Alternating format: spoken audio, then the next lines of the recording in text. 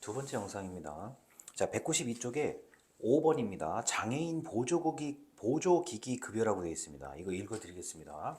자, 장애인 보조기기 급여는 장애인복지법, 우리가 지금 장애인복지를 배우고 있죠. 그 법에 따라서 등록된 장애인 가입자와 피부양자가 구입한 보조기기에 대해서 지원하는 급여를 말한다. 자, 장애인복지법에 따라서 그리고 장애인, 노인 등을 위한 보조기기 지원 및 활용 촉진에 관한 법률에 따라서 보험급여를 할 수 있다라고 되어 있습니다. 자, 그래서 장애인 가입자 또는 피부양자에게 보조기기를 판매한 사람, 보통 병원 근처에 보조기기 판매하는 곳이 있습니다. 자, 그러면은 이 판매한 사람에게 보험급여를 지급할 수 있다라고 되어 있는데, 뭐 우리가 간단하게 이제 일회용품이라든가, 뭐 우리가 이동할 때 쓰이는 기구라든가, 집안에서 요양을 할 때 필요한 기구라든가 이런 것들을 저렴하게 구입할 수가 있죠. 자, 그래서 장애인 보조기기에 대해서 이제 과거에는 이걸 사려고 이제 굉장히 뭐 이것저것을 많이 알아봤는데, 요새는 이제 노인 장기 요양보험, 우리가 다음에 배우겠지만 장기 요양보험에 관련돼 가지고 이제 관련된 그 서비스나 도구를 판매하는 곳들이 있기 때문에 가셔가지고 그 이제 장애인 보조기기를 산다라고 한다면 상당히 많이 할인된 가격에 살 수가 있습니다. 만약 이제 그러한 보조기기가 마음에 안 든다고 하면은 좀 더 다른 곳에 가셔서 다른 제품을 구입하시는 방법밖에는 없습니다. 자, 그렇게 해서 이렇게 우리가 이제 사용할 수 있는 것에 대해서는 말씀을 드렸고요. 자, 194쪽부터 뭐 재정의 운영 체계라고 되어 있는데, 자, 이런 것까지는 뭐 우리가 이미 다 딱 정해진 공식에 따라서 움직이고 있는 거고요. 199쪽입니다. 자, 199쪽에 정부의 재정 지원이라고 되어 있습니다. 자, 국가는 매년 예산의 범위 안에서 보험료 예상 수입의 14% 정도의 금액을 우리 국가의 흔히 말하는 또 창고라고 볼 수 있죠. 돈을 보관하고 있는 창고라고 보셔도 됩니다. 국고에서 국민건강보험공단에 지원을 한다라고 보시면 돼요. 그래서 이렇게 매년 건강보험이 잘 유지될 수 있도록 지속성과 건전성이 유지될 수 있도록 합니다. 자, 그리고 이제 201쪽에 보면요. 맨 아래 건강보험 심사평가원, 우리 지금 젊은 대학생들 중에서도 보건행정을 전공하는 학생들은 이곳에 가고 싶은 게 이제 희망 1순위라고 보시면 되겠습니다. 건강보험 심사평가원 맨 아래요. 자, 요양기관에서 지급하는 요양급여 비용을 심사하고 그 적정성을 평가하기 위해 설립된 기관이기 때문에 202쪽의 맨 위에입니다. 자, 요양급여 비용을 심사하고 적정성을 평가하며 각종 건강보험에 관련된 평가 업무를 담당하고 있죠. 자, 그래서 이런 곳에서 아주 체계적으로 그리고 꼼꼼하게 심사평가를 하고 있습니다. 자, 이의 신청 심판 청구 같은 경우는 이게 뭐 여기에 관련돼서 소송을 할 게 아니라고 한다면 건강보험공단에 전화를 하거나 직접 방문해서 어떤 문의사항 궁금한 게 있으면 처리를 하면 되시겠습니다.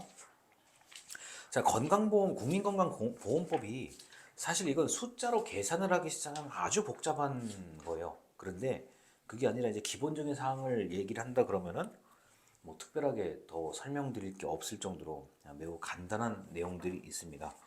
자, 그리고 우리가 뭐 이제 앞으로 얘기를 해야 될 것들이 또 각종 법들이 많이 남아 있는데, 자, 이제 뭐 노인 장기요양보험이라든가 산재보험 같은 게 있고요. 그 다음에 이제 고용보험이 있고 국민기초생활보장법이 있는데, 뭐 이런 것들을 이제 우리가 앞으로 여유 있게 공부를 하실 수가 있을 것 같아요. 자, 그래서 지금 우리가 국민연금하고 건강보험 같은 경우 지금 두 개의 아주 큰 법을 지금 공부를 하셨는데, 이 법은 앞으로 지속적으로 안정적으로 유지되어야 하기 때문에 정부에서 따로 특별하게 이 기금을 관리하고 있습니다. 그래서 이제 많은 국민들이 우려하시는 이게 내가 낸 돈이 과연 내가 받을 수 있는 것인지, 또는 내가 낸 돈을 내가 그만큼 혜택을 받을 수 있는 건지에 대해서 굉장히 많은 논란이 있는데, 뭐 현재까지 여러 가지의 논란이 있음에도 불구하고 이건 이제 정부에서도 그 중요성을 너무나 잘 알고 있기 때문에 아무래도 어떻게든지 최대한 그 관리하고 방어할 것으로 생각을 합니다. 자, 그리고 이제 이제 실질적인 얘기인데요.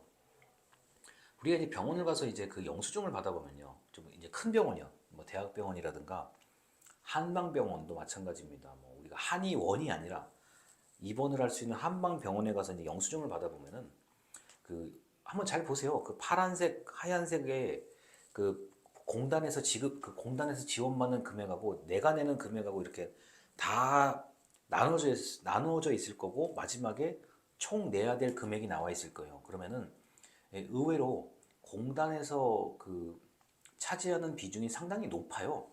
그래서 만약에 내가 너무 건강해서 1년에 한 번 정도도 병원을 안 간다고 하면은 아주 이제 건강보험을 체감하시기가 어려울 거고, 그게 아니라 내가 예를 들어서 그 수술을 꼭 해야 되는 병에 걸린다. 물론 안 걸리는 게 제일 좋죠.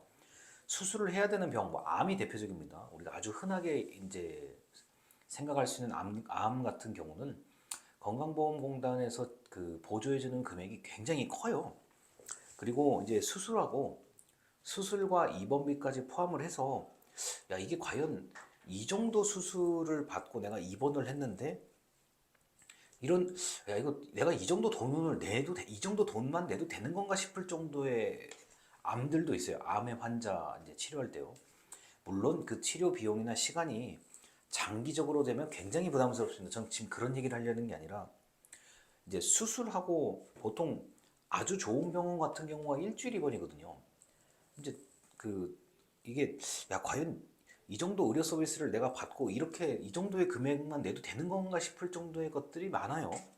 그래서 보험 급여를 적용받을 수 있는 어떤 수술 같은 경우는 상당히 많이 지원을 받는다고 보시면 되는 거고요.